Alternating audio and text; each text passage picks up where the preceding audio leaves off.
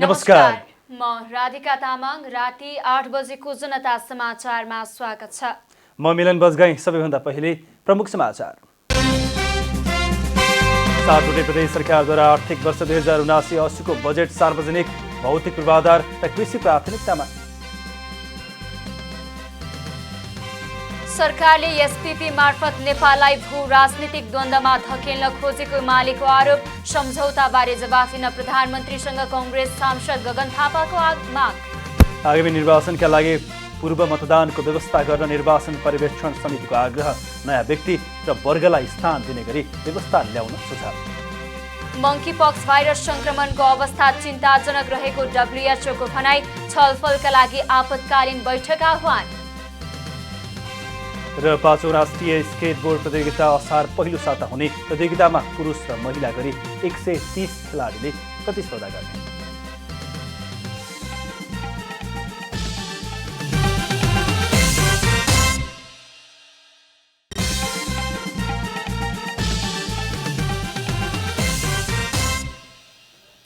अब पूरा समाचार। सातवटै प्रदेश सरकारले आज आर्थिक वर्ष 2079-80 को बजेट सार्वजनिक गरेको छ। अन्तर सरकारी वित्त व्यवस्थापन ऐन 2074 अनुसार सबै प्रदेशले हरेक असार 1 मा प्रदेश सभामा बजेट प्रस्तुत गर्नुपर्ने प्रावधान छ, जस अनुसार आज सबै प्रदेशले बजेट सार्वजनिक गरेको हो। सातवटै प्रदेश सरकारले बुधबार आर्थिक वर्ष 2079-80 को बजेट सार्वजनिक गरेको छ। प्रदेश एक सरकारले आगामी आर्थिक वर्षका लागि 39 अर्ब 73 करोड 83 लाख रुपियाँ बजेट प्रस्तुत गरेको छ। आर्थिक मामिला तथा योजना मन्त्री इन्द्रबहादुर आङबोले बजेट भाषणका क्रममा आर्थिक वर्ष 2079-80 को बजेटमा निर्वाचन क्षेत्र पूर्वाधार विकास कार्यक्रमका लागि 90 करोड रुपियाँ विनियोजन गरेको जानकारी दिनुभयो। सरकारले प्रदेश लोकमार्ग अन्तर्गत समावेश भएका सडकहरूको काम आगामी वर्ष सक्ने गरी 5 अर्ब रुपियाँ बजेट विनियोजन गरेको छ। सरकारले आगामी आर्थिक वर्षको बजेटमा घरेलु मदिरा ब्रान्डिङ गर्ने योजना पनि समावेश गरेको छ। आगामी आर्थिक वर्ष प्रदेश सरकारले दूध उत्पादक कृषकलाई प्रोत्साहन स्वरूप प्रति लिटर 2 रुपियाँ सोझै अनुदान उपलब्ध गराउनका लागि पनि बजेट विनियोजन गरेको छ। यसैगरी मध्य प्रदेश सरकारले आर्थिक वर्ष 2079-80 का लागि 46 अर्ब 88 करोड 9 लाख 46 हजार रुपियाँको बजेट ल्याएको छ। बुधबार प्रदेशसभामा अर्थमन्त्री शैलेन्द्र शाहले बजेट प्रस्तुत गर्नुभएको छ। सरकारले चालुतर्फ 21 अर्ब 76 करोड 67 लाख 95 हजार र पुँजीगततर्फ 25 अर्ब 82 करोड 20 लाख 95 हजार विनियोजन गरेको छ। यस्तै वित्तीय व्यवस्थापनतर्फ 16 करोड 24 लाख 56 हजार 200 रुपियाँ बजेट विनियोजन गरेको छ। प्रदेशसभा निर्वाचन क्षेत्र विकास कार्यक्रमका लागि आगामी आर्थिक वर्षमा 2 अर्ब 35 करोड विनियोजन गरिएको छ।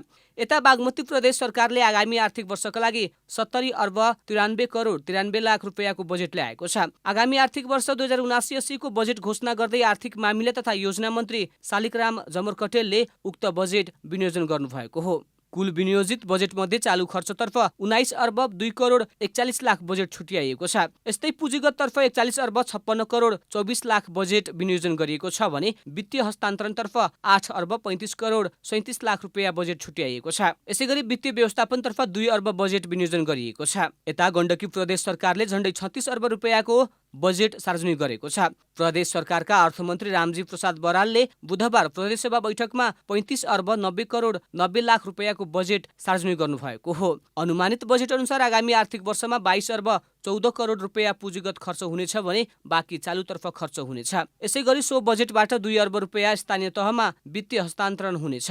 यता लुम्बिनी प्रदेश सरकारले आर्थिक वर्ष 2079-80 का लागि 42 अर्ब 91 करोड 44 लाख रुपियाँ बजेट ल्याएको छ। आर्थिक मामिला तथा सहकारी मन्त्री कृष्णध्वज खड्काले बुधबारको प्रदेशसभा बैठकमा गत वर्षको भन्दा करिब 2 खर्ब रुपियाँ बढीको बजेट प्रस्तुत गर्नुभयो। बजेटमा दाङको राप्ती उपत्यकामा प्रदेशको स्थायी राजधानी निर्माण, लुम्बिनी प्रादेशिक अस्पतालको स्तरोन्नति, रामपुर रोल्पा सडकलाई प्रदेश गौरवको आयोजनामा राखेर बजेट विनियोजन गरिएको छ। यसैबीच कर्णाली प्रदेश सरकारले आगामी आर्थिक वर्ष 2079-80 का लागि 32 अर्ब 61 करोड 61 लाख 63 हजारको बजेट ल्याएको छ। बुधबार प्रदेश सरकारका अर्थमन्त्री बिन्दमान विष्टले चालु आर्थिक वर्षको तुलनामा झण्डै 4 अर्ब कमको बजेट प्रस्तुत गर्नुभएको छ। यसैगरी सुदूरपश्चिम प्रदेश सरकारले आगामी आर्थिक वर्ष 2079-80 का लागि 36 अर्ब 74 करोडको बजेट सार्वजनिक गरेको छ। बुधबारको प्रदेशसभा बैठकमा आर्थिक मामिला मन्त्री प्रकाश रावलले आगामी आर्थिक वर्षको बजेट कार्यक्रम प्रस्तुत गर्दै 36 अर्ब 74 करोड बराबरको विनियोजन गरेको जानकारी दिनुभयो। प्रमुख प्रतिपक्ष दल Nekapa Emale state partnership program SPP सम्झौतामा हस्ताक्षर गरेर सरकारले नेपाललाई भू राजनीतिक द्वन्द्वमा धकेल्न खोजेको आरोप लगाएको छ। बुधबार प्रतिनिधि सभा बैठकमा बोल्दै नेकपा एमालेका सांसद प्रदीप कुमार गेवालीले अमेरिकाले प्रस्ताव गरेको स्टेट पार्टनरशिप प्रोग्राम एसपीपीमा सम्झौता हस्ताक्षर गरेर सरकारले नेपाललाई भू राजनीतिक द्वन्द्वमा धकेल्न खोजेको आरोप लगाउनु भएको हो। उहाँले छिमेकी वा राष्ट्रका आफ्ना स्वार्थ र रणनीतिहरू हुने भए पनि उनीहरूको साझेदार नेपाल बन्न नहुने बताउनुभयो। सरकारले हस्ताक्षर गर्न भनेर तयार गरेको डकुमेन्टले केही गम्भीर प्रश्न उठाएको उहाँको भनाइ छ। यो मस्यौदा सार्वजनिक भएसँगै नेपालको सिङ्गो समाज एकदमै चिन्तित, त्रसित र गम्भीर रूपले आशंकित छ। कमसेकम यो लेभलसम्म यो सरकार पुग्ला हामी कसैले पनि अपेक्षा गरेका थिएनौँ। तर पछिल्लो समय सरकारले हस्ताक्षर गर्न भनेर तयार गरेको भनेर बाहिर आएका डकुमेन्टहरूले असाध्यै गम्भीर प्रश्नहरू खडा गरेका छन्। बैठकमा नेपाली कांग्रेसका सांसद गगन कुमार थापाले अमेरिकाले प्रस्ताव गरेको स्टेट पार्टनरशिप प्रोग्राम एसपीपी सम्झौताबारे प्रधानमन्त्री शेरबहादुर देउवाको जवाफ माग गर्नुभयो। साथै उहाँले कुनै पनि शक्ति राष्ट्रको सामरिक स्वार्थ जोडिएको कार्यक्रममा नेपाल सहभागी हुन नहुने भन्दै एसपीपी संविधान विपरीत दाबी गर्नुभयो। कसको पालामा सुरु भयो, कहाँबाट आयो? हामी बाहिर छापाहरूमा पढिरहेका छौँ। यो 10 बुँदा एउटा पक्ष भन्छ यो असत्य हो, यस्तो कुनै बुँदै छैन। सेनाको प्रवक्ता भन्नुहुन्छ आजसम्म हामीले यसको बारेमा कुनै पनि कुरा थाहा पाएका छैनौँ, तर समाचारहरू प्रशस्त आइरहेका छन्।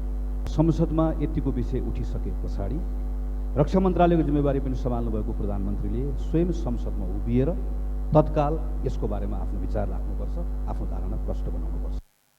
सांसद थापाले नेपालले विकासका लागि सबै मित्र राष्ट्रहरूसँग मिलेर काम गर्नुपर्ने, तर उनीहरूले यो गर वा त्यो गर भनेको कुरा सुन्न नहुने बताउनुभयो। सामरिक विषयहरूमा नेपालले सजग भएर कदम चाल्नुपर्ने उहाँको सुझाव छ। सरकारले सर्वोच्च अदालतको न्यायाधीश नियुक्तका लागि छुट्टै निर्देशिका जारी गर्ने भएको छ।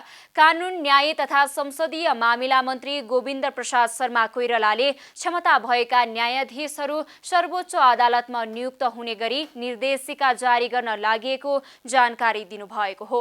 बुधबार कानून, न्याय तथा संसदीय मामिला मन्त्रालयको विनियोजित बजेटमाथि सांसदहरूले उठाएका प्रश्नको जवाफ दिने क्रममा उहाँले न्याय कमजोर भयो भन्ने आम गुनासोलाई सम्बोधन गर्न पनि आफूले मन्त्री भएकै दिनदेखि न्याय परिषदको सदस्यको हैसियतले सो कामलाई अघि बढाएको बताउनुभयो। त्यति बेला वरिष्ठ अधिवक्ता श्री अरियालको संयोजकत्वमा एउटा टिम बनाएर अनुसन्धान गर्दा अदालतमा भएको विकृति र विसङ्गतिको एउटा प्रतिवेदन निक्लेको थियो। पछिल्लो प्रतिवेदन भनेको त्यसपछि लगत्तै सर्वोच्च अदालतले एउटा अध्ययन गर्यो र पछिल्लो प्रतिवेदन भनेको 77 सालको माननीय हरिकृष्ण कार्कीको, 78 सालको मान्य सर्वोच्च अदालतका मान्य न्यायाधीश हरिकृष्ण कार्कीको संयोजकत्वमा गठन भएको टोली, सर्वोच्च अदालतले गठन गरेको टोलीले एउटा प्रतिवेदन बाहिर लिएर आएको छ।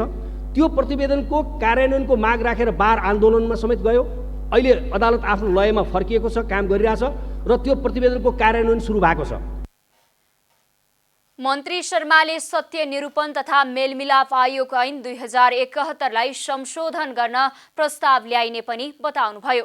उहाँले केही चालु अधिवेशनमा संक्रमणकालीन न्याय सम्बन्धी ऐन, बेपत्ता पारिएका व्यक्ति तथा सत्य निरूपण तथा मेलमिलाप आयोग ऐन 2071लाई संशोधन गर्ने प्रस्ताव ल्याइने बताउनुभयो। मन्त्री शर्माले अब 3 प्रदेशमा परामर्शको कार्यक्रम बाँकी रहेको र आगामी 2 हप्ताभित्रमा सक्ने लक्ष्य सबै चिजहरू कार्यान्वयन नगर्दासम्म अदालतमा ढिला सुस्तीदेखि लिएर अदालतमा भएका अनियमितता र उठ्ने गरेका भ्रष्टाचारका विषयहरू पनि सम्बोधित हुन सक्दैनन्। त्यो सुरुवात वास्तवमा कहाँबाट हुन्छ भन्दा हामीले जुन किसिमको प्रणाली सुरु गर्यौँ त्यहाँबाटै समस्या भएको। न्यायाधीश नियुक्ति सम्बन्धी प्रणाली हामीले स्वतन्त्र एउटा के छ भन्दाखेरि न्याय परिषदले गर्नुपर्छ भन्ने न्याय परिषद त बनायौँ, तर त्यो न्याय परिषदले गर्ने नियुक्ति कुनै स्क्रिनिङ बेगर आफूलाई नजिक भएको व्यक्तिहरूलाई नियुक्ति गर्ने, न्याय परिषदका मा रहेका व्यक्तिहरूबाट नियुक्ति गर्ने प्रचलनले क्वालिटी भएका जजेसहरू, इन्टिग्रिटी भएको जजेसहरू, कम्पिटेन्ट भएको जजेसहरू आएनन् भन्ने कुरा प्रतिवेदनले बोलाएको छ। मन्त्री शर्माले सरकारले अमेरिकी स्टेट पार्टनरशिप प्रोग्राम एसपीपी का लागि कुनै प्रस्ताव नगरेको पनि स्पष्ट पार्नुभयो। प्रमुख प्रतिपक्ष दल एमाले लगायतका सांसदहरूले सो प्रस्तावबारे गम्भीर प्रश्न उठाइरहेको बेला मन्त्री शर्माले एसपीपी का लागि सरकारले कुनै पनि खालको प्रस्ताव अमेरिकासँग नगरेको जवाफ दिनुभएको हो। संस्कृति पर्यटन तथा नागरिक उड्डयन मन्त्री प्रेम बहादुर आलेले सरकार निजगढ अन्तर्राष्ट्रिय विमानस्थल बनाउन प्रतिबद्ध रहेको बताउनु भएको छ। सर्वोच्च अदालतले सो विमानस्थलको निर्माणको सबै काम रोक्न आदेश दिएका बेला मन्त्री आलेले यस्तो प्रतिबद्धता जनाउनु भएको हो। बुधबार प्रतिनिधि सभा बैठकमा विनियोजन बजेटमाथिको छलफलमा सांसदहरूले उठाएका प्रश्नको जवाफ दिने क्रममा उहाँले त्रिभुवन अन्तर्राष्ट्रिय विमानस्थलमा भएको यात्रुको चापलाई ध्यानमा राखेर सो विमानस्थल बनाउनै पर्ने अवस्था रहेको बताउनुभयो। मन्त्री आलेले सो विमानस्थल निर्माणका लागि 26 करोड बजेट न्यून भएको उल्लेख गर्दै थप बजेट अर्थ मन्त्रालयले निकासा गर्ने विश्वास समेत व्यक्त गर्नुभयो। चालु आवा 79-80 को निधि तथा कार्यक्रममा यस परियोजनाका लागि छुट्याइएको जम्मा 26 करोड न्यून बजेट हो। अर्थ मन्त्रालयले थप बजेट व्यवस्था गर्नेमा म आशावादी छु। साथै नेपाल नागरिक उड्डयन प्राधिकरणले यस परियोजनाको विस्तृत डिजाइन कार्य गरिरहेको छ। राष्ट्रिय योजना आयोगका उपाध्यक्षको संयोजकतामा निर्माण मोडलिटी सम्बन्धी सिफारिस समिति बनेको छ। मन्त्री आलेले 8050 हेक्टर जग्गा सो विमानस्थलको निर्माणका लागि अधिग्रहण भइसकेको पनि बताउनुभयो। यसैगरी मन्त्री आलेले आफ्नो मन्त्रालयको 10.5 अर्ब बजेट कटौती गरेको भन्दै अर्थमन्त्री जनार्दन शर्मासँग गुनासो गर्नुभयो। आफूले पटक पटक आग्रह गर्दा पनि अर्थमन्त्री जनार्दन शर्माले सो बजेट कटौती गरिदिँदा कतिपय स्थानीय तहसँग गरिएको साझेदारी कार्यक्रम पनि कटौती गर्नुपर्दा आफूलाई अति दुःख लागेको प्रतिक्रिया दिनुभयो। निजगढ अन्तर्राष्ट्रिय विमानस्थलको नाममा 8050 हेक्टर जग्गा अधिग्रहण गरिनुका साथै सरकारले नेपाल नागरिक उड्डयन प्राधिकरण मार्फत 3 अरब लगानी गरिसकेको छ। यो परियोजनासँग जोडिएको काठमाडौँ दूतमार्ग निर्माणको लागि सरकारले 2 खरब खर्च भइसकेको अवस्था छ। आफ्नो मन्त्रालयको बजेट ठूलो मात्रामा कटौती भएकै कारण पर्यटक भित्र्याउन कतिपय कार्यक्रमहरूलाई निरन्तरता दिन नसकिएको पनि मन्त्री आलेले स्पष्ट पार्नुभयो।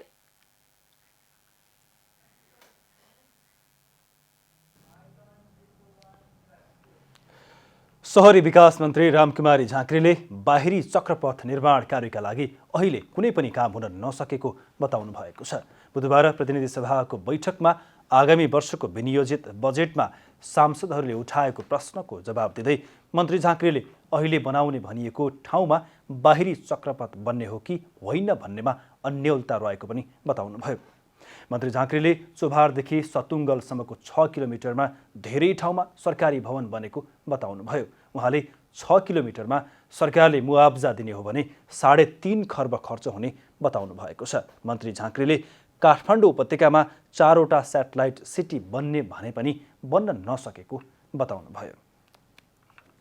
चोभारको ड्राइपोर्टबाट सतुङ्गलसम्मको 6 किलोमिटर बाटोमा जहाँ आउटर रिङ रोड भनेर त्यहाँ सर्वे गरिएको थियो, त्यो ठाउँमा आज कयौँ ठाउँमा सरकारी भवनै बनेका छन् र 6 किलोमिटरमा यदि राज्यले मुआब्जा दिने हो नि करिब 3.5 अर्ब मुआब्जा दिने अवस्था छ।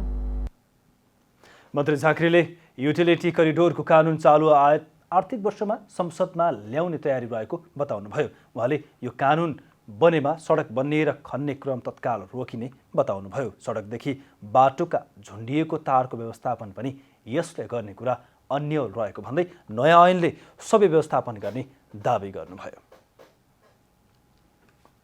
सडक एउटाले बनाउने, अर्कोले खन्ने, फेरि बनाउने, बन्ने, खन्ने र पुनः बन्ने जुन प्रवृत्ति छ, यसको अन्त्य कहिले हुन्छ? किन भएन? कसले काम गरेन? हामी धेरैले उठाएको प्रश्न यो थियो। हो, यसको लागि के चाहिन्थ्यो भने खन्ने, पुनः बन्ने र खन्ने प्रक्रियाको अन्त्य गर्नको लागि युटिलिटी करिडोरको कानुन चाहिन्थ्यो। मन्त्री झाँक्रीले नगर विकास कोषलाई छुट्टै 20 अर्बको पुँजी भएको वित्तीय निगम बनाएर नगर विकासको काम गर्ने ऐन ल्याउन लागेको बताउनुभयो। मन्त्री झाँक्रीले सरकारी भवन निर्माणमा एकरूपता ल्याउन नीतिगत व्यवस्था गरिन लागेको पनि बताउनुभयो। उहाँले देशभर करिब 32वटा सभाहल निर्माण सम्पन्न हुने क्रममा रहेको र ती सभाहल सञ्चालनमा अन्योलता भएको बताउनुभयो। मन्त्री झाँक्रीले सुरक्षित नागरिक आवास कार्यक्रमलाई नहटाइएको समेत जिकिर गर्नुभयो। स्वास्थ्य तथा जनसङ्ख्या मन्त्री खतिवडाले स्वास्थ्य बिमा बोर्डलाई खारेज गरेर कम्पनी मार्फत स्वास्थ्य बिमा कार्यक्रम अघि बढाउने बजेटको घोषणा कार्यान्वयन नगर्ने बताउनु भएको छ। प्रतिनिधि सभामा जारी विनियोजन विधेयकमाथिको छलफलमा उठेका प्रश्नको जवाब दिँदै मन्त्री खतिवडाले आगामी आर्थिक वर्षको बजेट प्रस्तुत गर्ने क्रममा अर्थमन्त्री जनार्दन शर्माले घोषणा गर्नुभएको स्वास्थ्य बिमा बोर्डलाई खारेज गरेर कम्पनी मार्फत स्वास्थ्य बिमा कार्यक्रम अघि बढाउने बजेटको घोषणा कार्यान्वयन नगर्ने बताउनु भएको हो। उहाँले स्वास्थ्य बिमा कार्यक्रम ऐनअनुसार नै अघि आफू अगाडि बढ्ने बताउनु भएको छ। स्वास्थ्य बिमा कम्पनी लेखिसकेका हुनाले भन्ने कुरा आयो, त्यसको कसले जिम्मा लिने के गर्छ भनेर कम्ती पनि मङ्सिरसम्म हामी यहीँ हुन्छौँ होला। अर्थमन्त्रीको नियतमा तपाईँहरू उहाँलाई फेरि पनि भोलि उभिनुहुन्छ उहाँ सोध्नु होला। मेरो पनि म भनिदिन्छु, म लागू गर्दिनँ त्यसलाई। अहिले स्वास्थ्य ऐनले जे भनेको छ, जे उद्देश्यले गरिएको हो त्यही अन्तर्गत म जान्छु। अब अर्थमन्त्रीलाई उहाँले होइन अस्ति भनिसक्नुभयो, फेरि पनि मन लाग्दा भोलि सोध्न सक्नुहुन्छ। मन्त्री खतिवडाले 24 लाख हराएको खोप मन्त्रालयको वेबसाइटमा हेरेर खोज्न आग्रह गर्नुभयो। उहाँले खोपको खोजीका लागि मन्त्रालयको वेबसाइट हेर्न सांसदहरूलाई अनुरोध 24 लाख खोप कहाँ गयो, के गर्यो भन्ने 50वटा कुराहरू उठ्यो। त्यो विषयमा मैले विभिन्न अन्तर्वार्ताहरूमा विभिन्न पत्र पत्रिकामा मैले भनिसकेको छु र अहिले पनि म के भन्छु भन्दा स्वास्थ्य मन्त्रालयको वेबसाइटमा कुन देशबाट के नामको खोप कति आयो, कुन देशबाट के नामको खोप कति आयो, विभिन्न नाम गरेका खोपहरू छन्, कुन मितिमा आयो र त्यो आएको खोप काठमाडौँमै सेन्टरमा आछ, सिधै विराटनगर नेपालगञ्ज गएको छैन। मन्त्री खतिवडाले एक व्यक्तिले 50 लाख खोप डम्पिङ गरेर किनेर कमिसन बचाउने योजना बनाएको सांसदहरूको प्रश्नको जवाबमा आफू त्यो बाटोमा नगएको बताउनुभयो। उहाँले बालबालिकाको लागि फाइजर खोप ल्याउनको लागि विश्व बैंकबाट रकम भुक्तानी गर्ने गरी 6.5 अर्बको खोप किन्ने मन्त्री परिषदले निर्णय गरेको बताउनुभयो। तर विश्व स्वास्थ्य सङ्गठनले नेपालले खोप कार्यक्रम राम्रो गरेको भन्दै कोभ्याक्स सुविधा अन्तर्गत 5 देखि 11 वर्षका बच्चाका लागि खोप दिएकाले नल्याएको स्पष्ट पार्नुभयो। फाइजर खोप यो अहिले 5 देखि 11 वर्ष बच्चाको लागि 84 लाख खोप ल्याउनलाई वर्ल्ड ब्याङ्कबाट पैसा भुक्तानी गर्ने गरी क्याबिनेटले निर्णय गरेको थियो। खरिद गर्ने निर्णय गरेको थियो। त्यो लगभग 6.5 अर्बको थियो, 6 अर्ब माथि थियो। तर हामीले पत्राचार गर्ने, कोभ्याक्स सुविधा अन्तर्गत माग्ने, अनि बिचमा यहाँ WHO को DG डाइरेक्टर जनरल टेडोस कि समथिङ नाम टेडोस, डाक्टर टेडोस आएको बेलामा हामीले गरेको अनुरोध पुनम क्षेत्रपाल यो रिजनको प्रमुख उनीहरूलाई गरेपछि चाहिँ नेपालमा खोपको प्रतिशत राम्रो भएको। मन्त्री खतिवडाले मन्त्री परिषदले किन्ने भनेको खोप खारेज गरेर अनुदानको खोप प्रयोग गरेको बताउनुभयो। राष्ट्रिय प्रजातन्त्र पार्टी राप्रपाका अध्यक्ष राजेन्द्र लिङदेनले स्वतन्त्र चुनावी सरकार गठन गर्नुपर्ने प्रस्ताव अघि सार्नु भएको छ। प्रतिनिधि सभाको बुधबारको बैठकमा अध्यक्ष लिङदेनले आगामी प्रदेशसभा र प्रतिनिधि सभा निर्वाचन स्वतन्त्र, निष्पक्ष र धाँधली रहित बनाउनका लागि तत्काल स्वतन्त्र चुनावी सरकार गठन गर्न माग गर्नुभएको हो।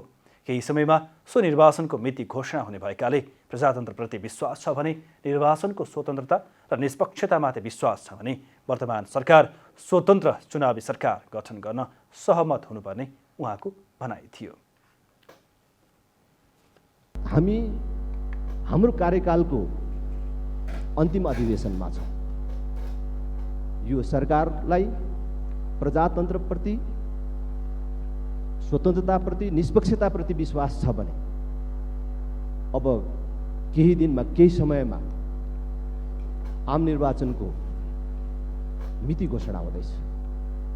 राष्ट्रिय प्रजातन्त्र पार्टीको तर्फबाट म माग गर्न चाहन्छु, निर्वाचनलाई स्वतन्त्र, निष्पक्ष र धाँधली रहित बनाउनको लागि स्वतन्त्र चुनावी सरकारको गठन होस्।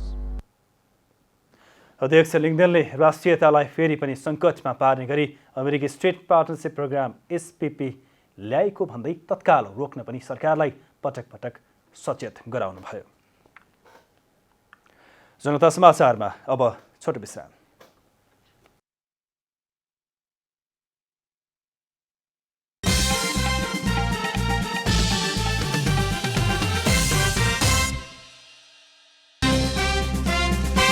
सातवटै प्रदेश सरकारद्वारा आर्थिक वर्ष 2079-80 को बजेट सार्वजनिक, भौतिक पूर्वाधार र कृषि प्राथमिकतामा। सरकारले SPP मार्फत नेपाललाई भू राजनीतिक द्वन्द्वमा धकेल्न खोजेको एमालेको आरोप। सम्झौताबारे जवाब दिन प्रधानमन्त्रीसँग कांग्रेस सांसद गगन थापाको माग। आगामी निर्वाचनका लागि पूर्व मतदानको व्यवस्था गर्न निर्वाचन पर्यवेक्षण समितिको आग्रह। नयाँ व्यक्ति र वर्गलाई स्थान दिने गरी व्यवस्था ल्याउन सुझाव। मंगीपक्स भाइरस संक्रमणको अवस्था चिन्ताजनक रहेको WHO को भनाई। छलफलका लागि आपतकालीन बैठक आह्वान। र 5औं राष्ट्रिय स्केटबोर्ड प्रतियोगिता असार पहिलो साता हुने। प्रतियोगितामा पुरुष र महिला गरी 130 खेलाडीले प्रतिस्पर्धा गर्ने।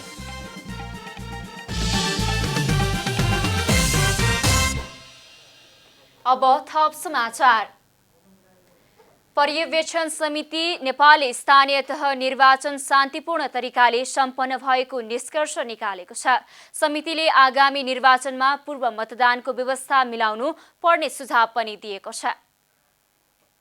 स्थानीय तहको निर्वाचन सम्पन्न भए पश्चात नयाँ जनप्रतिनिधिहरूले आफ्नो कार्यभार सम्हाल्न सुरु गरिसकेका छन्। स्थानीय तह निर्वाचन शान्तिपूर्ण तरिकाले सम्पन्न भए तापनि आगामी निर्वाचनमा पूर्व मतदानको व्यवस्था मिलाउनु पर्ने पर्यवेक्षण समितिले जनाएको छ। समितिले निर्वाचनको निष्पक्षता, तटस्थता, सहभागिता, समावेशिता लगायत निर्वाचनको विधि, प्रक्रिया र निर्वाचन सञ्चालन व्यवस्थापनको समग्र पक्षमा पर्यवेक्षण गरेको थियो। पर्यवेक्षण समितिको तर्फबाट 74 वटा जिल्लामा 403 पर्यवेक्षकहरू परिचालन गरिएको थियो।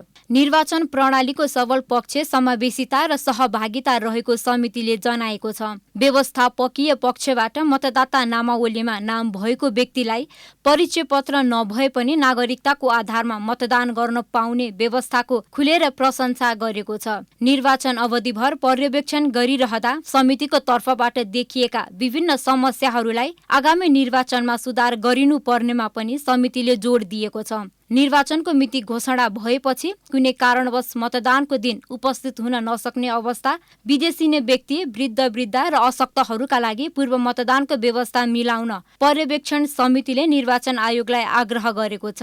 हाम्रो रिकमेन्डेसन के रहेको छ भने अब निर्वाचनमा जाँदाखेरि यी विषयवस्तुहरूलाई चाहिँ बढी प्राथमिकता साथ हेर्नुपर्ने हुन्छ।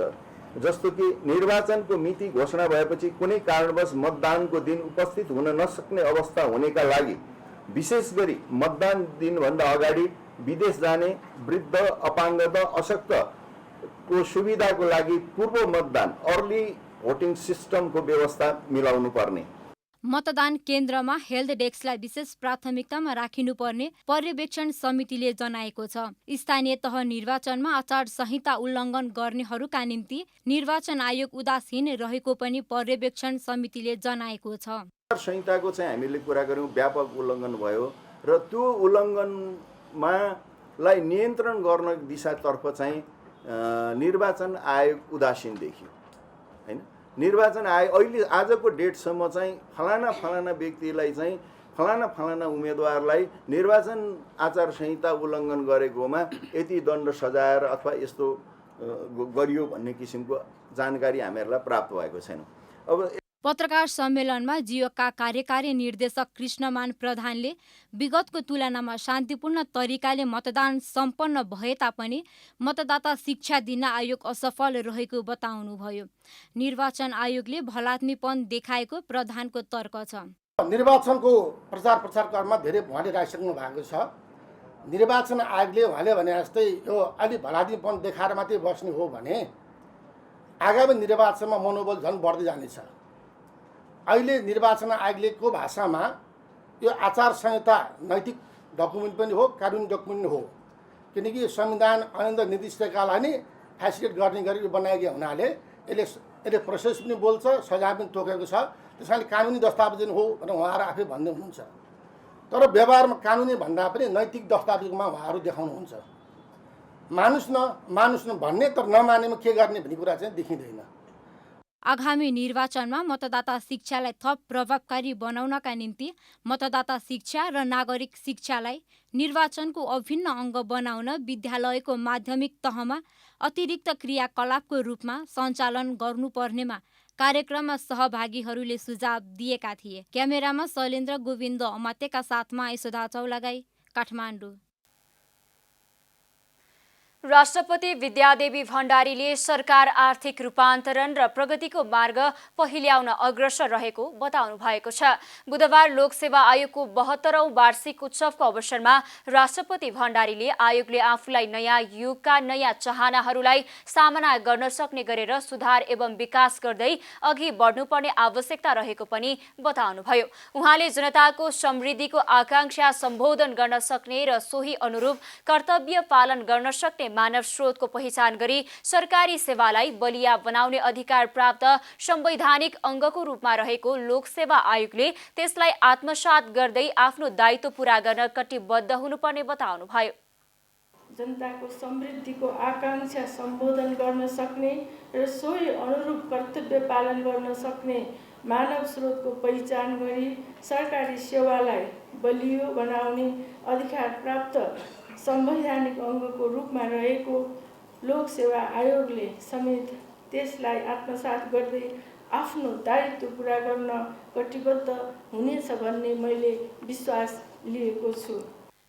राष्ट्रपति भण्डारीले चुस्त व्यवस्थापकीय क्षमतायुक्त, इमानदार, कर्तव्यनिष्ठ र दक्षता सहितका जनशक्ति विकासका लागि आवश्यक तालिम तथा अभिमुखीकरण र उम्मेदवारहरूको छनौट प्रक्रियामा समय सापेक्ष सुधार गर्नेतर्फ आयोगको यथेष्ट ध्यान पुर्याउन आवश्यक रहेको पनि बताउनुभयो। त्रिभुवन अन्तर्राष्ट्रिय विमानस्थलमा सम्भावित हवाई दुर्घटनाको आपतकालीन पूर्वाभ्यास गरिएको छ। बुधबार त्रिभुवन अन्तर्राष्ट्रिय विमानस्थलमा कृत्रिम दुर्घटना गराएर दुर्घटनापछि गरिने उद्धार सहितको गतिविधि गरिएको हो। सङ्कटकालीन योजना अन्तर्गत पूर्ण सङ्कटकालीन अवस्थाको अभ्यास गरिएको नेपाल नागरिक उड्डयन प्राधिकरणले जनाएको छ। अभ्यासका क्रममा नेपाली सेना, नेपाल प्रहरी, सशस्त्र प्रहरीको उपस्थिति रहेको थियो। त्यस क्रममा दमकल र एम्बुलेन्स तथा अन्य गतिविधिको अभ्यास गरिएको थियो।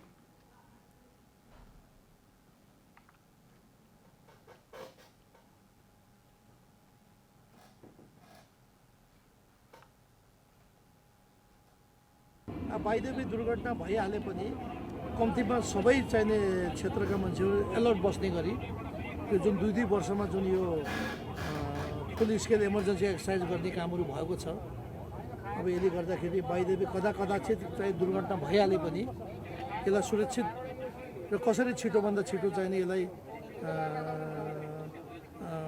कन्ट्रोलमा लिने, त्यो रेस्क्यु कसरी गर्ने भन्ने सवालमा जुन यो भएको छ एकदमै राम्रो छ। सम्भावित हवाई दुर्घटनाको आपतकालीन पूर्वाभ्यासका लागि बुधबार दिउँसो त्रिभुवन अन्तर्राष्ट्रिय विमानस्थलको आवागमन आधा घण्टा बन्द गरिएको थियो।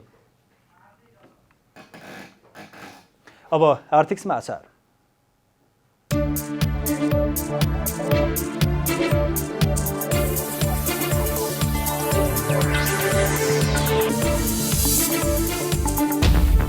राजधानीको भ्रिकुटी मण्डपमा असार 2 गतेबाट चेम्बर एक्सपो आयोजना हुँदैछ। नेपाल चेम्बर अफ कमर्सले हरेक वर्ष जस्तै यस वर्ष पनि एक्सपो गर्न लागेको हो। चेम्बरले बुधबार पत्रकार सम्मेलन मार्फत खस्केको अर्थतन्त्रलाई चलायमान गर्ने उद्देश्यका साथ नेपाली उत्पादनहरूको बजारीकरण, व्यापारीकरण, आयात निर्यातको सूचना आदान प्रदान हुने गरी 5औं संस्करणको मेला आयोजना गर्न लागेको बताएको छ। मेलामा ग्रामीण भेगका केही उद्योगी तथा महिला उद्यमीहरूलाई निःशुल्क स्टल राख्न दिएको छ भने मेला नाफामुखी भन्दा पनि नेपाली वस्तु तथा सामानको प्रवर्धन गर्ने उद्देश्यका साथ राखिएको छ। नेपाल राष्ट्र ब्याङ्कले कर्जाको दुरुपयोग बढेको बताएको छ। मौद्रिक नीति जारी गर्नु अघि नेपाल राष्ट्र ब्याङ्कले 27वटै वाणिज्य ब्याङ्कका प्रमुख कार्यकारीसँग छलफल गर्दै कर्जा दुरुपयोग बढेकोमा सचेत गराएको हो। मङ्गलबार वाणिज्य ब्याङ्कका सिइओहरूसँगको आकस्मिक छलफलपछि deputy governor doctor Nilam Dhungana र बमबहादुर मिश्र, ब्याङ्क सुपरिवेक्षण विभागका कार्यकारी निर्देशक देवकुमार ढकालले ऋण दुरुपयोग बढेको भन्दै सचेत गराउनु भएको हो। केन्द्रीय बैङ्कले राष्ट्र बैङ्कले तोके भन्दा फरक तरिकाले ब्याज प्रिमियम तोक्ने र परिवर्तन गर्ने गरिएको अभ्यासबारे सचेत गराउँदै उल्लङ्घन गरे कारबाही गरिने चेतावनी समेत दिएको छ।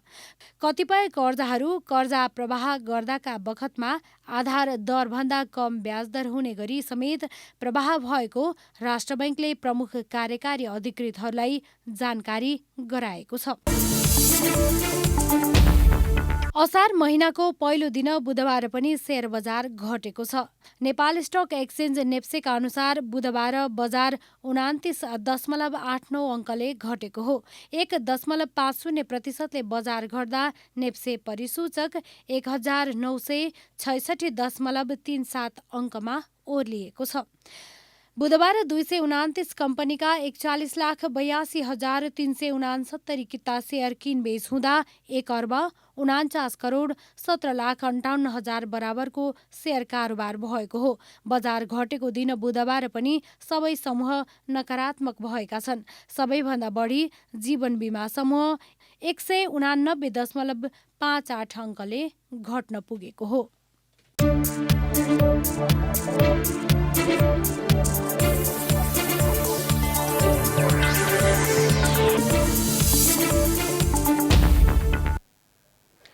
जनता समाचारमा अब छोटो विश्राम।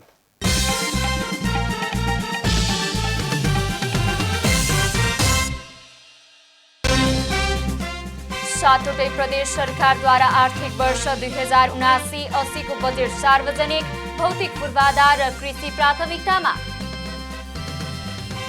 सरकारले यस स्थिति मार्फत नेपाललाई भू राजनीतिक द्वन्द्वमा धकेल्न खोजेको एमालेको आरोप, सम्झौताबारे जवाब दिन प्रधानमन्त्रीसँग कङ्ग्रेस सांसद गगन कुमार थापाको माग। आगामी निर्वाचनका लागि पूर्व मतदानको व्यवस्था गर्न निर्वाचन पर्यवेक्षण समितिको आग्रह, नयाँ व्यक्ति र वर्गलाई स्थान दिने गरी व्यवस्था ल्याउन सुझाव। मंकीपक्स भाइरस संक्रमणको अवस्था चिन्ताजनक भएको WHO को भनाई, छलफलका लागि आपतकालीन बैठक आह्वान।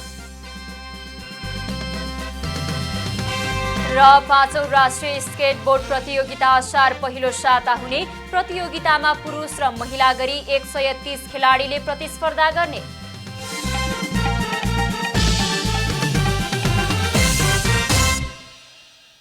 अब अन्तर्राष्ट्रिय समाचार।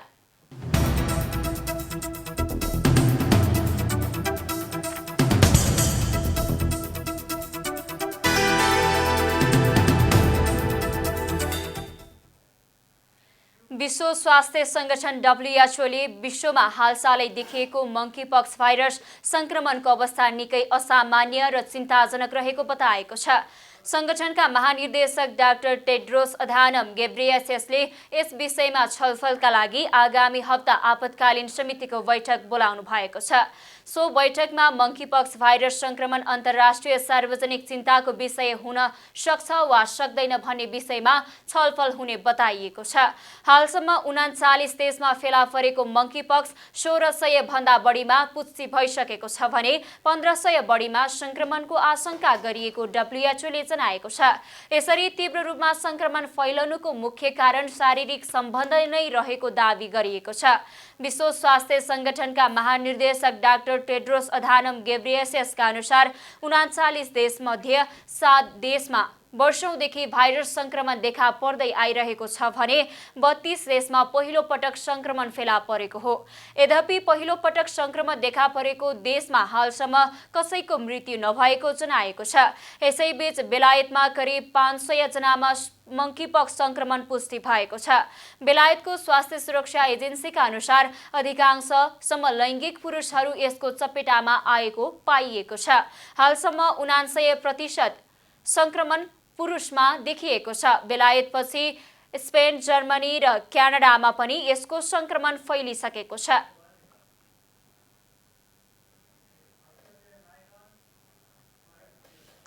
अब खेलकुद समाचार।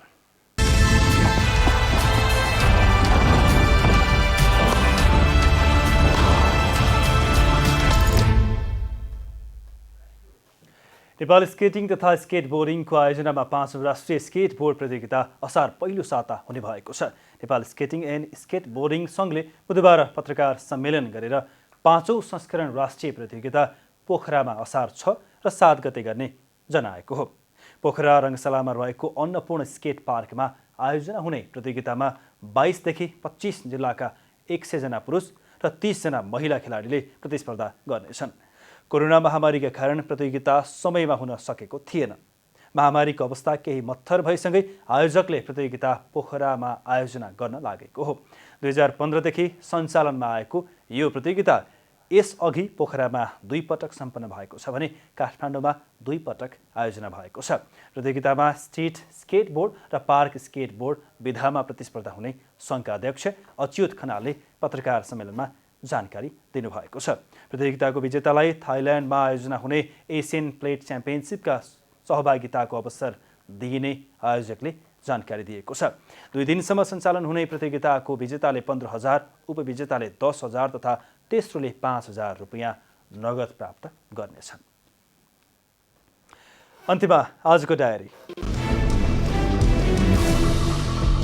प्रमुख प्रतिपक्ष दल Nekapa Emale state partnership program SPP सम्झौतामा हस्ताक्षर गरेर सरकारले नेपाललाई भू राजनीतिक द्वन्द्वमा धकेल्न खोजेको आरोप लगाएको छ। नेकपा एमालेका सांसद प्रदीप कुमार गेवालीले अमेरिकाले प्रस्ताव गरेको स्टेट पार्टनरशिप प्रोग्राम एसपीपीमा सम्झौता हस्ताक्षर गरेर सरकारले नेपाललाई भू राजनीतिक द्वन्द्वमा धकेल्न खोजेको आरोप लगाउनु भएको हो। संस्कृति पर्यटन तथा नागरिक उड्डयन मन्त्री प्रेम बहादुर आलेले सरकार निजगढ अन्तर्राष्ट्रिय विमानस्थल बनाउन प्रतिबद्ध रहेको बताउनु भएको छ। सर्वोच्च अदालतले सो विमानस्थलको निर्माणको सबै काम रोक्न आदेश दिएका बेला मन्त्री आलेले यस्तो प्रतिबद्धता जनाउनु भएको हो। पर्यवेक्षण समिति नेपालले स्थानीय तह निर्वाचन शान्तिपूर्ण तरिकाले सम्पन्न भएको निष्कर्ष निकालेको छ।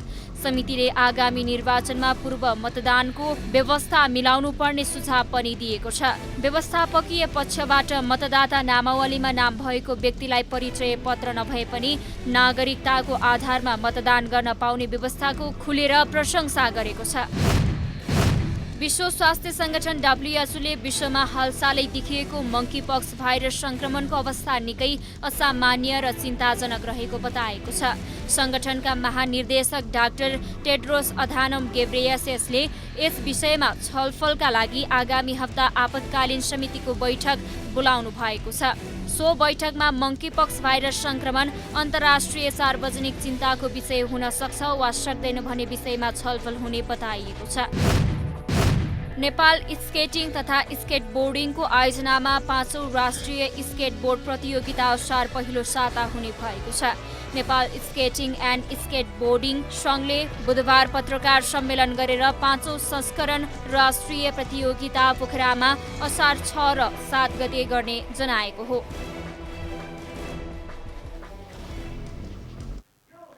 जनता समाचार अहिलेलाई यति नै।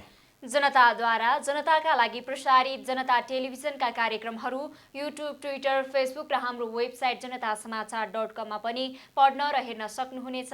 नमस्कार।